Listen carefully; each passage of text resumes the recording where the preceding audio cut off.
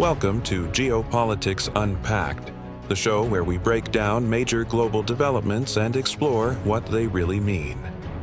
I'm your host, Kamar, and today we're diving into the UK's bold new military strategy and the growing tension surrounding its stance toward Russia, China, and the ongoing war in Ukraine. The United Kingdom recently released its Strategic Defence Review, outlining a dramatic repositioning of its military focus.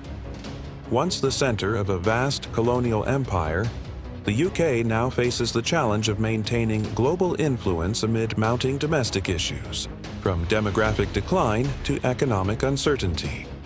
Yet, instead of inward reform, Britain is looking outward. The new defense document identifies Russia and China as major strategic threats, with North Korea and Iran described as regional disruptors. This pivot toward confronting multiple major powers simultaneously is raising eyebrows, not just in the UK, but globally.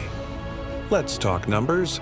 The UK plans to boost defense spending to 2.5% of GDP by 2027, with potential increases to 3% in future reviews.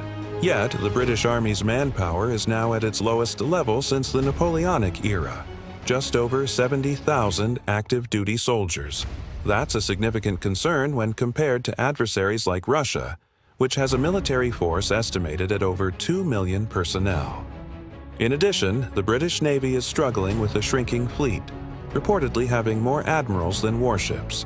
Former NATO Secretary General George Robertson, who chaired the review panel, insists that these changes are necessary to face what he calls a new era of threat, one shaped by artificial intelligence, drones, and asymmetric warfare.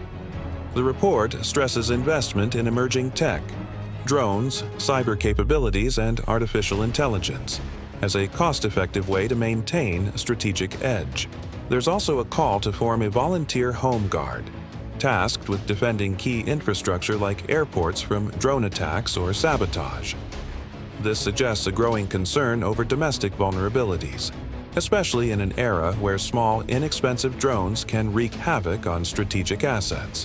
One of the most controversial points emerging from recent UK strategy discussions is the suggestion, by retired Colonel Richard Kemp at a recent Black Sea forum, that the UK should support Ukraine in rebuilding nuclear capabilities.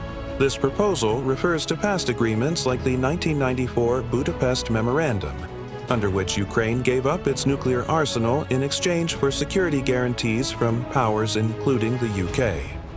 Kemp argues that Ukraine's lack of nuclear deterrence puts it at a severe disadvantage and suggests the West should consider reversing that.